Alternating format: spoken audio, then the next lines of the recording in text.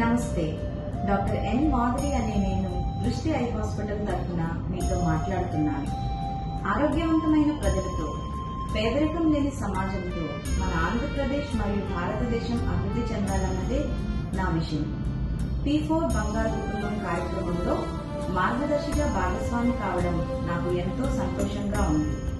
ఆరోగ్యం కారణంగా ఏ కుటుంబం కూడా ఆర్థిక ఇబ్బందులు ఎదుర్కోకూడదనే ఉద్దేశంతో మా వంతుగా ఉచిత కంటి పరీక్షలు, కళ్లద్దాలు, మందులు మరియు అవసరమైన వారికి రాయితీతో కంటి శస్త్రచికిత్స సేవలు అందిస్తున్నాము.